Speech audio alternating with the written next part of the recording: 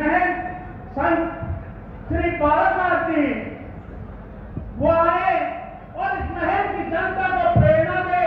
जोरदार तालियों की गड़गड़ाहट से स्वागत।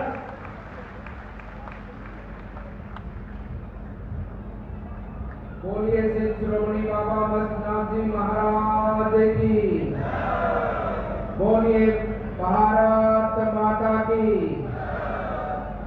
आज महम और महम का चुनाव का रुका तो भाई पूरे हरियाणा में बाज रहा है। ऐसी ऐतिहासिक सभा के अंदर हमारे हरियाणा प्रदेश के यशस्वी मुख्यमंत्री श्री नायब सिंह सैनी जी यहाँ पर पधारे हैं। आज उनका उद्बोधन और आने वाले समय पर हमारी हरियाणा सरकार किस तरह से हरियाणा प्रदेश को और आगे विकास के पथ पर बढ़ाएगी, उन सभी विचारों को हम सबको सुनने का अवसर मिलेगा।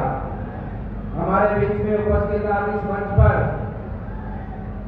राज्यसभा सांसद श्री रामचंद्र जागरा जी, उपस्थित इस मंच पर हमारे सतीश दास जी महंती महाराज, उपस्थित सभी मंचासीन हमारे भारतीय जनता पार्टी के समस्त कार्यकर्तागण नेतागण, और विशेष रूप से आज जिस सभा में हम सब लोग पहुंचे हैं और जिसके लिए पहुंचे हैं, ऐसे हमारे भाई श्री दीपक हुड्डा जी और मैं आप सबके बीच में आज इसी उद्देश्य से आया हूं कि युवा साथी है और ये युवा साथी आने वाले भविष्य की, आने वाले हरियाणा की जरूरतों को समझता है।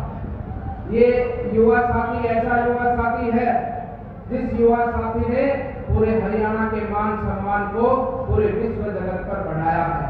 और आज महम की जनता की बारी है कि हमारे ऐसे युवा साथी को आप सब ने भी आशीर्वाद देकर उसे विधानसभा में भेजना है और आपकी आवाज को आगे उठाकर, आपके काम को आगे बढ़ाकर अपने हरियाणा प्रदेश को आगे बढ़ाने में वो अपना योगदान देगा। बंधुओं, ये चुनाव हरियाणा का और हरियाणा के चुनाव की अनेकों विशेषताएं हैं। हरियाणा के चुनाव को पूरा देश देखता है। हरियाणा का चुनाव जिस प्रकार से आज वर्तमान समय में लड़ा जा रहा है और हरियाणा के अंदर जो माहौल हम सबको चारों तरफ से दिखाई देता है, उसमें ये स्पष्ट है कि हरियाणा में तीसरी बार भारतीय जनता पार्टी की सरकार बनने वाली है। और ये बनाना आवश्यक भी है।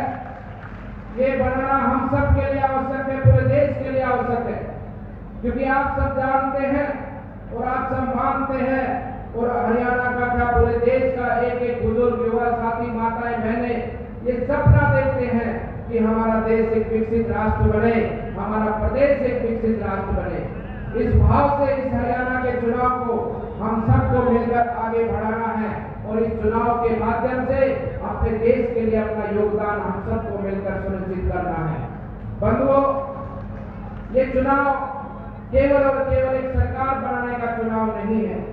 ये चुनाव के माध्यम से हमें संदेश उन लोगों तक पहुंचाना है जो लोग 2024 लोकसभा के चुनाव के बाद में उनमें एक सपना देखने को लोग लगे थे कि हम फिर से इस भारत को जाति पाति में लड़ाएंगे, हम फिर से भारत के अंदर अपने आपस में अपने भाई बंधुओं को भेदभाव की भावना से उनमें दूरियां पैदा करेंगे।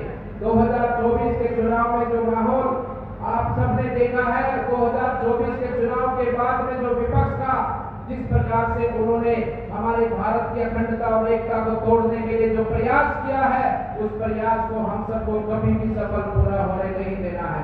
इस भाव से चुनाव के अंदर हमें ये परिचय देना है कि ये देश अब जो सनातन धर्म को मानता है, तो ये देश हिंदू धर्म के साथ में पूरे विश्व जगत की कल्याण की भावना रखता है। अब ये देश एकजुटता के साथ में आगे बढ़ेगा और इस देश को पीछे रखने का कोई प्रयास करता हो, वो अब उसके मंसूबे इस देश में पूरे नहीं होंगे। इस भावना के साथ में चुनाव को आप सब लोग आने वाली जो 5 तारीख है, उस 5 तारीख को कमल के फूल का बटन दबाकर आप सबको भाई दीपक हुड्डा को भारी बहुमत से विजयी बनाकर उसे ये सम्मान देना है जो सम्मान उसने पूरे देश के लोगों को दिया है, पूरे महम इलाके को दिया है, पूरे उसने अपने खेल जगत में एक नया कीर्तिमान स्थापित कर हम सबको गौरवान्वित किया है। आज हमारा है अवसर ऐसे भाई को आशीर्वाद देकर हम सब लोग भी उसको आगे बढ़ाने का कार्य करें। आप सबका अभिनंदन, आप सबका वंदन, आप सबको मेरी तरफ से बहुत बहुत शुभकामनाएं, आप सबका धन्यवाद। बोलिए भारत।